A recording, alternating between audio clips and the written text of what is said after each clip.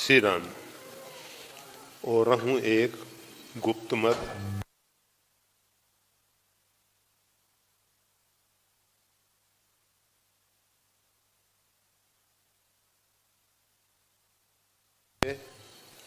देशकाल परिस्थिति के अनुरूप परमात्मा जो हैं भूमंडल पे अवतरित होते हैं और हम जैसे जड़ जीवों को जीवन किस प्रकार से जीना चाहिए, जीने की कला हम सब जीने की कला नहीं जानते। हमने इस संसार को दुखालय बना दिया है।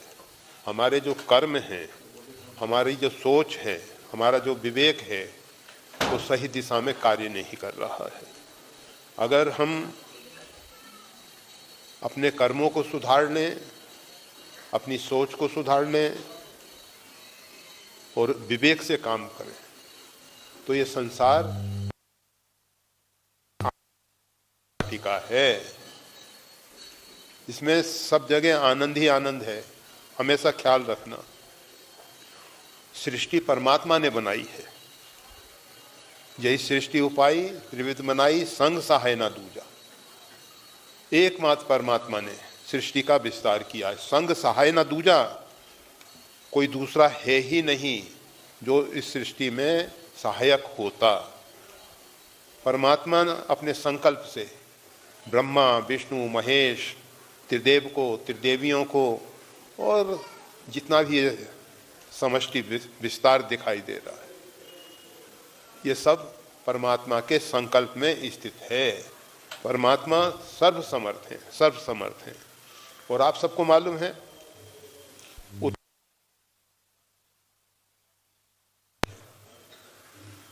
इंसान से इंसान ही पैदा होगा, गाय से गाय ही पैदा होगी, भैंस से भैंस ही पैदा होगी। हम सब परमात्मा की संतान हैं। परमात्मा ने हमको बनाया है। परमात्मा सच्चिदानंद हैं, सच्चित आनंदमय हैं।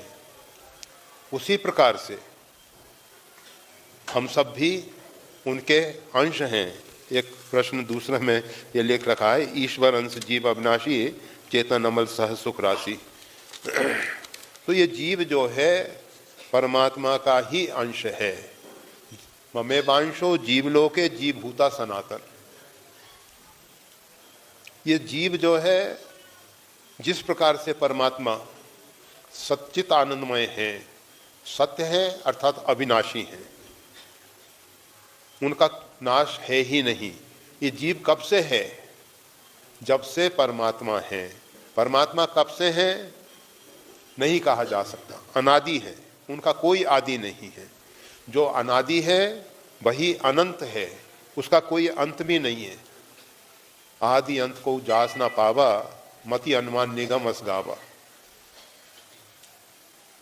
ये वेदों में, शास्त्रों में, हमारे आर्ष ग्रंथों में हमारे ऋषि महर्षियों का निजी अनुभव सब एक मत इस बात को स्वीकार करते हैं कि परमात्मा का आदि नहीं है, वो अनादि है।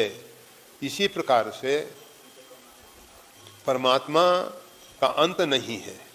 परमात्मा कब से है नहीं कहा जा सकता। परमात्मा कब तक है नहीं कहा जा सकता।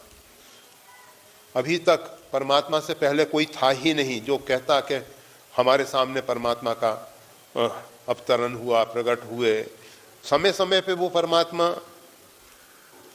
अवतार लेते हैं, प्रकट होते हैं, परंतु उससे पहले भी हैं। महाराज दशरथ के यहाँ भगवान श्री राघवेंद्र, भगवान श्री राम का प्राकट्य होता है।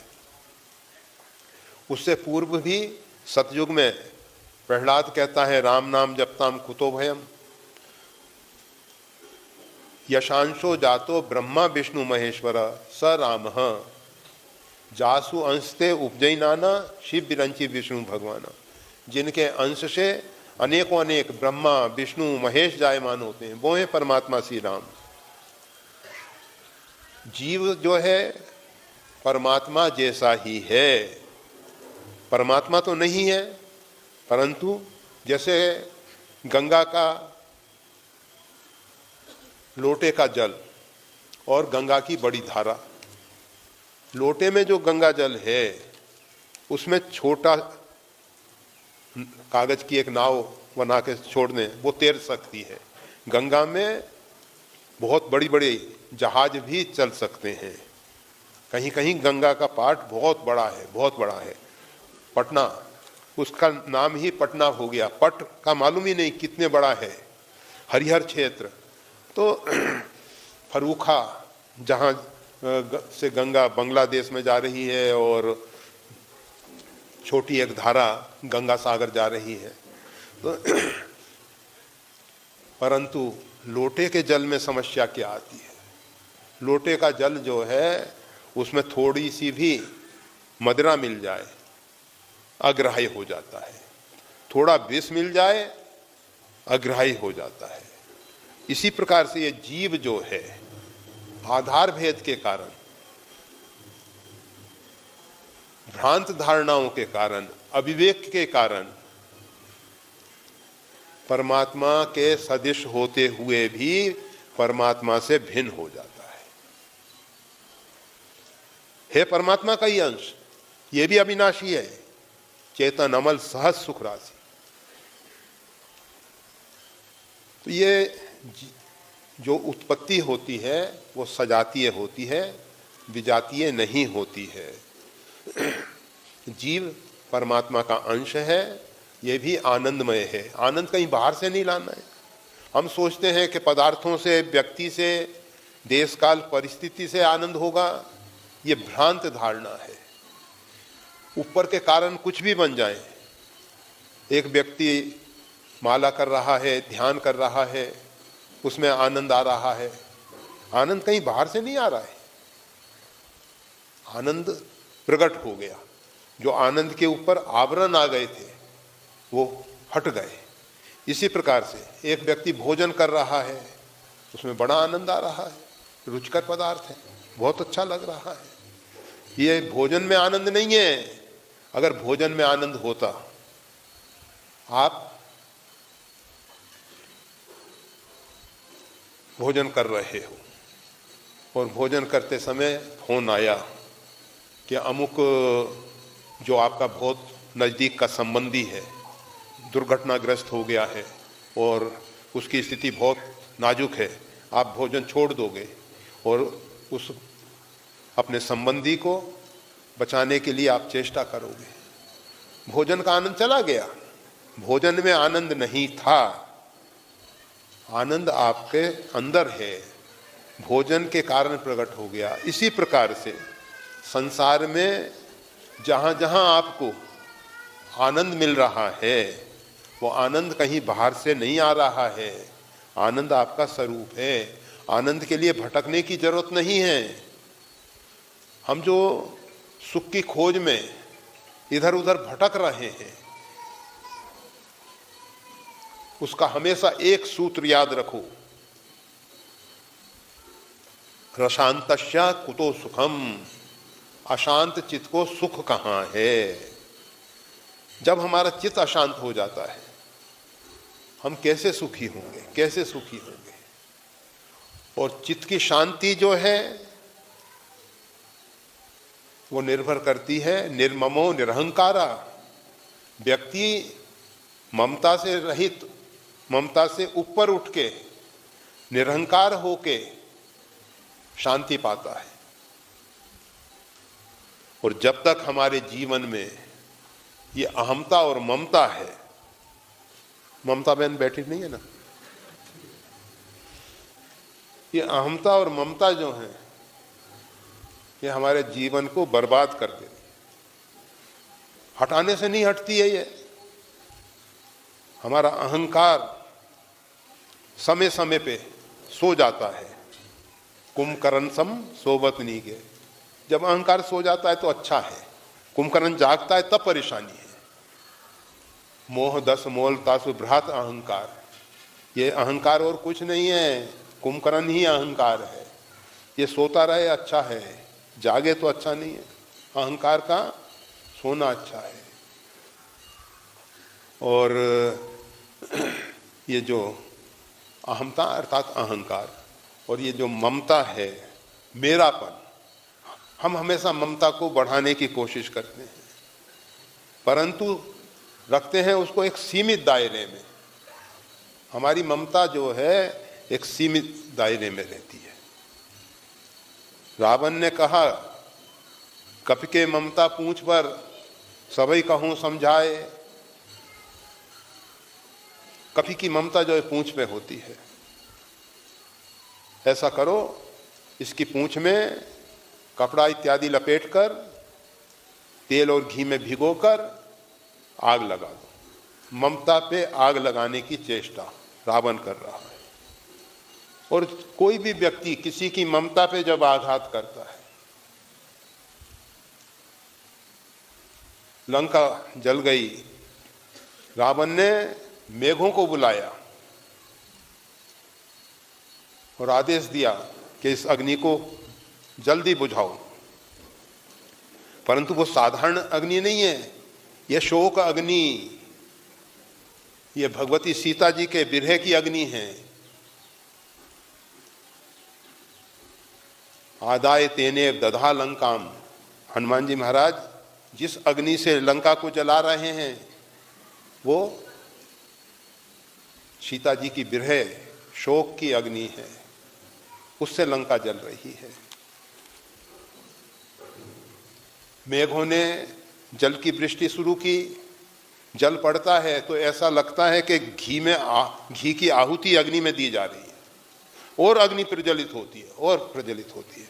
मेघों ने बताया कि हमारा प्रयास पुरुषार्थ सब बेकार। हनुमान जी ने कहा, मेरी ममता जो है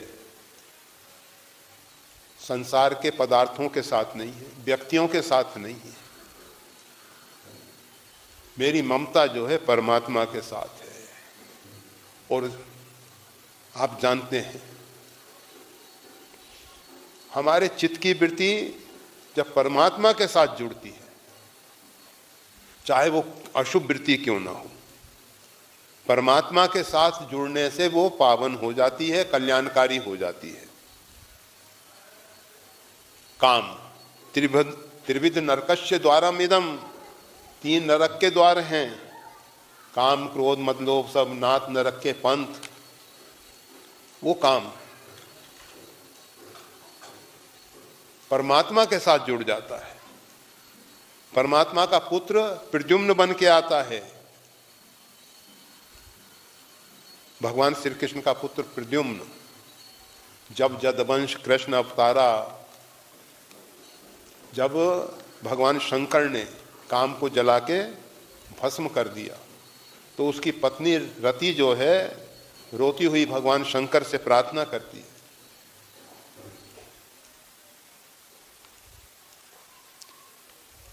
भगवान शंकर तो आशुतोष हैं, बहुत जल्दी प्रसन्न हो जाते हैं। प्रसन्न हो गए। रति ने कहा कि आपने मेरे पति को जला के भस्म कर दिया। उसने कहा, भगवान ने कहा, अब ये बिना शरीर के ही सबको सबके मन में वास करेगा, व्यापेगा। उसने कहा, मेरे को तो शरीरधारी पति चाहिए, मेरे को ऐसा नहीं जो सबके मन में निवास करने वाला पति नहीं चाहिए।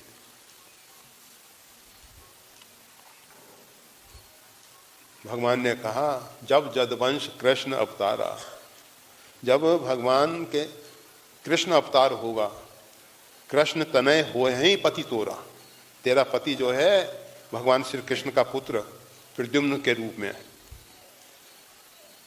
तो प्रद्युम्न के रूप में जब काम आता है तो वो कल्याणकारी हो जाता है। भगवान के साथ काम जुड़ जाए, कामनाएं हमारी परमात्मा के साथ जुड़ जाएं, हमारी इच्छाएं राम इच्छा हो जाए, परमात्मा के साथ जुड़ जाए, वो कल्याणकारी होती है।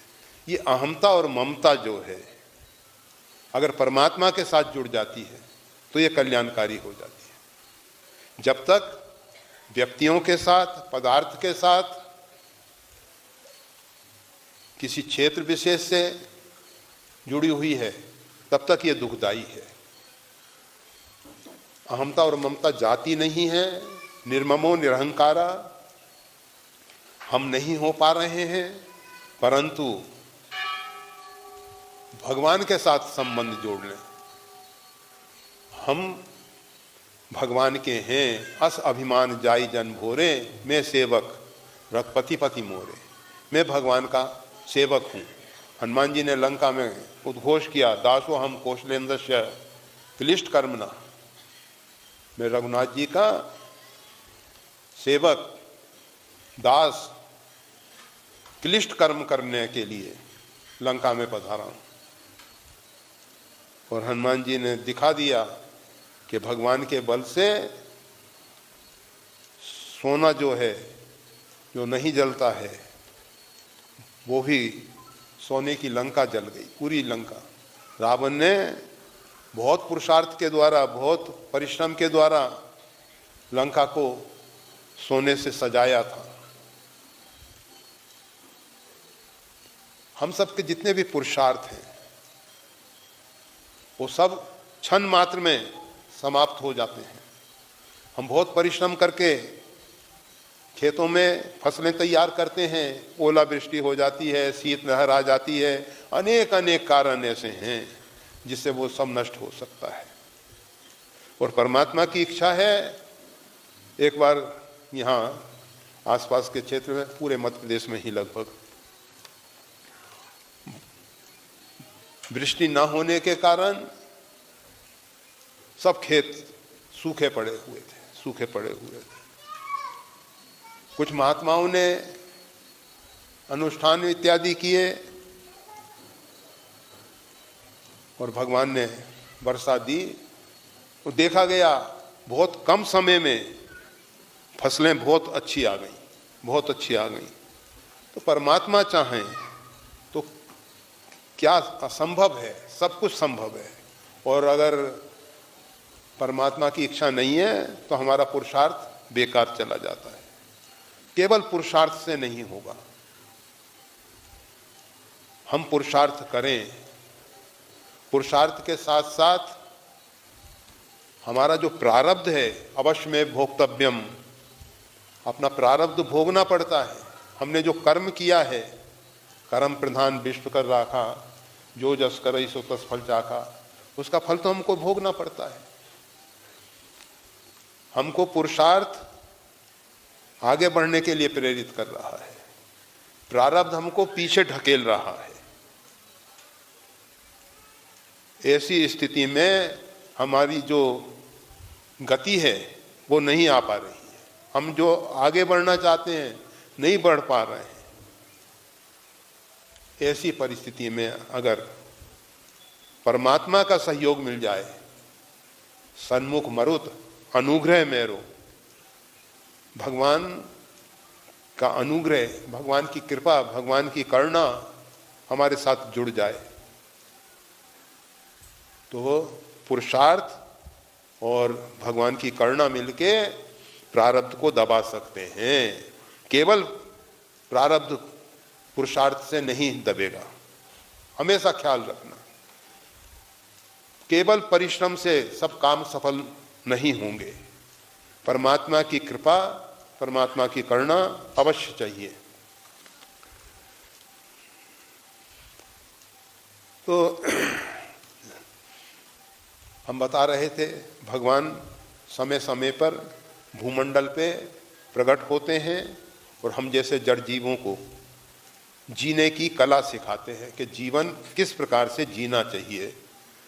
तो भगवान ने ओरहूँ एक गुप्त मत सबई कहूँ कर जोर, शंकर भजन बिना नर भक्ति न पावई मोर। एक बार रघुनाथ बुलाए, द्विज गुरु पुरवासी सब आए।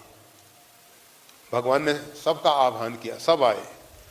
गुरुदेव भी आए, पुरवासी भी आए, विप्रमंडल, विद्वत समाज, प्रबुद्ध लोग, वरिष्ठ नागरिक सब एकत्रित हुए। भगवान और हूं एक गुप्त मत, एक अत्यंत गोपनीय विषय है, सभई कहूं कर जोर। भगवान में कितनी शालीनता है, कितनी नम्रता है, सबके सामने हाथ जोड़ के कह रहे हैं।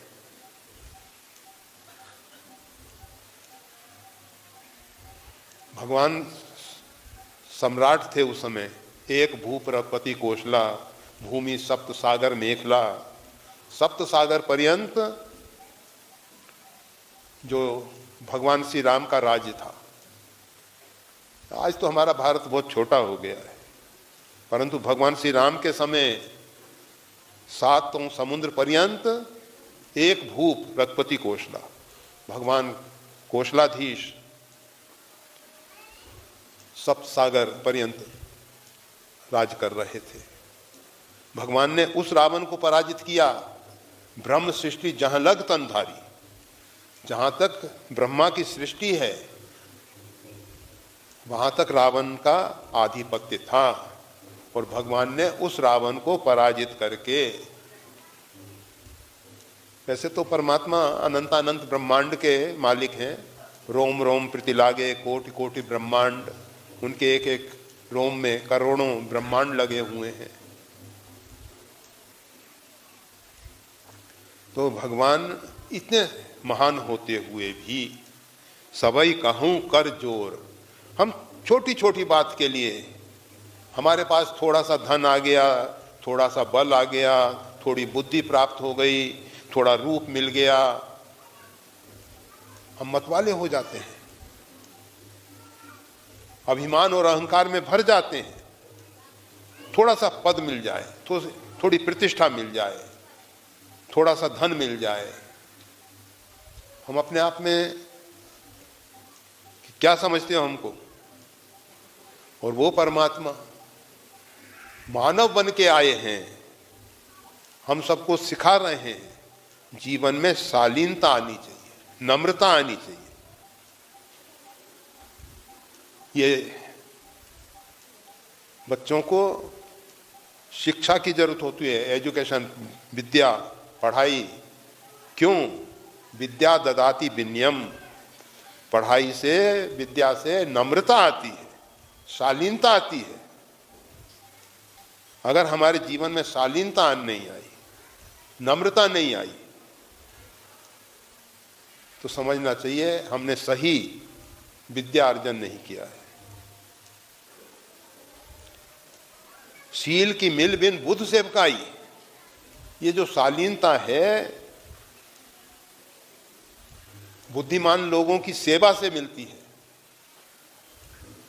व्यक्ति अगर बुद्धिमान लोगों की सेवा करेगा तो उसके जीवन में शालीनता आनी चाहिए।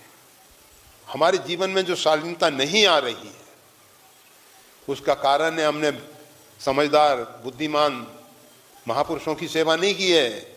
हमारी सेवा गलत स्थान पे हो रही है, गलत व्यक्तियों की हो रही है, गलत समाज की हो रही है, जिसके कारण हमारे जीवन में शालीनता नहीं आ रही। भगवान हाथ जोड़ के विनम्रता पूर्वक सबसे निवेदन कर रहे हैं।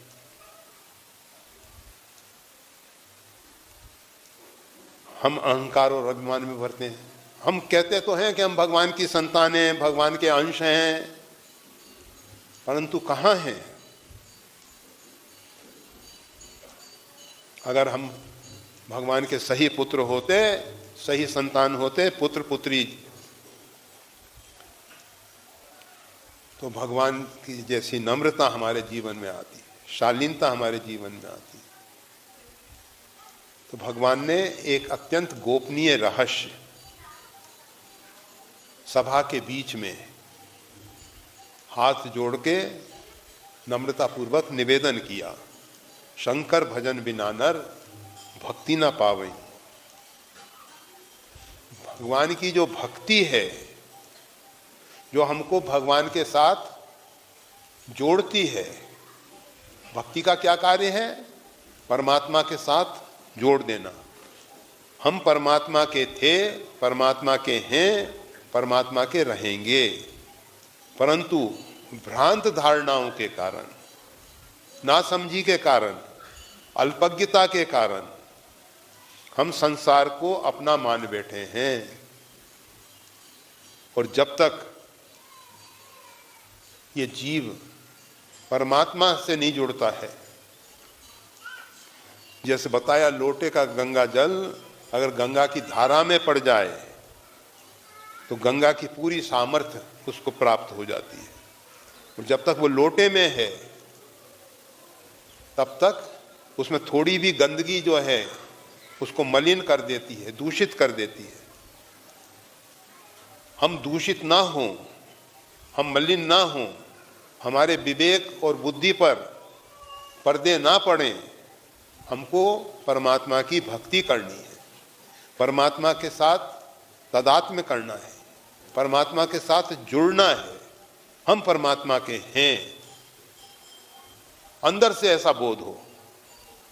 जैसे हर एक व्यक्ति को अंदर से बोध है कि मैं मानव हूं, मैं मनुष्य हूं, अमुक मेरे पिता हैं, अमुक मेरी माता है।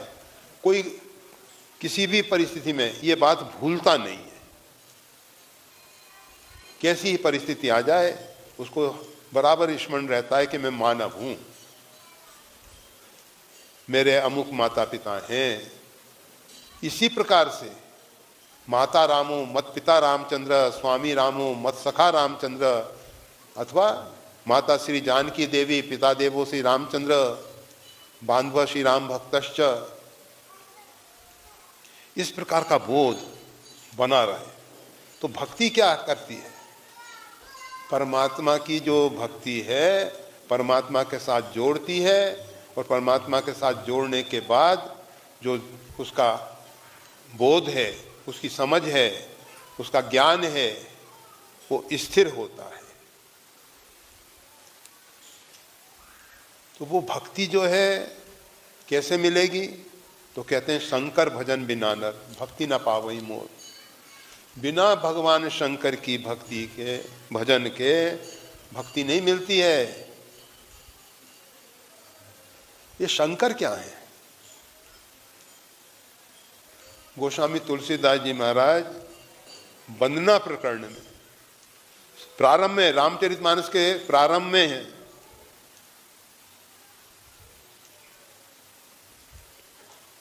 भवानी शंकरौ वंदे श्रद्धा विश्वास रूपिणौ याभ्याम बिना न पश्यन्ति सिद्धा स्वांता स्थम ईश्वरम। भवानी शंकरौ वंदे, भवानी श्रद्धा रूप में है और शंकर जो है विश्वास रूप में है। श्रद्धा विश्वास रूपिणौ, भगवान शंकर विश्वास में हैं। बिन विश्वास भक्ति नहीं, तेहि बिन द्रवई न राम। बिना विश्वास के भक्ति नहीं होती। आप कितना ही नाम जप करो, कीर्तन करो, भजन करो, विश्वास नहीं है तो उसका जो परिणाम आना चाहिए वो नहीं आता। और अगर विश्वास है तो जो हम नहीं चाहते हैं वो भी कार्य पूरे हो जाते हैं। भगवान इतने दयालु हैं कि हमारी योग्यता, हमारी अपेक्षा, हमारी मांग इससे अधिक हमको प्रदान करते हैं। परंतु वो भक्ति कब आएगी? भगवान त्रिभुवन गुरु शिव शंकर, शंकरोति शंकर, जो कल्याण स्वरूप हैं, जो कल्याण करने वाले देवता हैं, जो त्रिभुवन गुरु हैं, भगवान शिव, जेहि पर कृपा न करहि पुरारी, सो न पाऊ मुनि भक्ति हमारी। और हूँ एक गुप्त मत, सबई कहूँ कर जोर, शंकर भजन बिना नर भक्ति न पावई।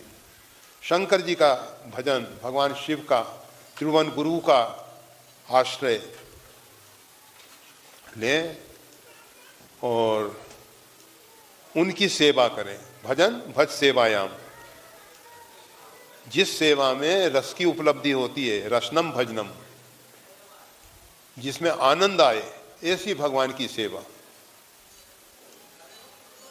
भंजनम भजनम, जो भव को भंजन करने वाली सेवा है, वो है भजन। इस प्रकार से जब हम शंकर जी का भजन करेंगे, शंकर जी की सेवा करेंगे, आनंद आए। यह नहीं कि वैदिक मंत्र चल रहे हैं, मन हमारा इधर उधर भटक रहा है, संसार की चिंताएं हमारे सिर पर सवार हैं, वो शंकर जी का भजन नहीं है। जब हमारा चित्त शांत हो, उसमें रस मिल रहा है, आनंद आ रहा है, इस प्रकार से भजन करेंगे तो भगवान शंकर शिव सेवा कर फल सुख सोई, अबरल भक्ति राम पद होई। भगवान शंकर की सेवा का फल अबरल भक्ति राम पद होई। दो प्रकार के भगवान के भक्त हैं, एक तो लौकिक कामनाओं वाले, यही लौकिक कामनाओं से जो ग्रसित हैं, संसार की कामनाओं से जो ग्रसित हैं, भगवान शिव उनकी वो कामनाएं पूरी कर देते हैं। और जो निष्काम भक्त हैं उनको राम भक्ति प्रदान कर देते हैं। तो अगर निष्काम रूप से भगवान शंकर की सेवा की जाएगी तो वो भगवान श्री राम की भक्ति प्रदान करेंगे। समय काफी हो चुका है और ये लगभग ईश्वर अंश जीवमनाशी चेतन अमल सह सुख राशि और हूँ एक गुप्त मत सवई कहूँ कर जोर, शंकर भजन बिना नर भक्ति न पावई मोर। लगभग इस विषय में थोड़ी सी चर्चा हो गई। धन्यवाद। श्री गुरुदेव की वाणी का और ज्यादा लाभ लेने के लिए कृपया हमारे चैनल को लाइक और सब्सक्राइब करना ना भूले। चैनल का लिंक डिस्क्रिप्शन बॉक्स में उपलब्ध है। जय श्री राम।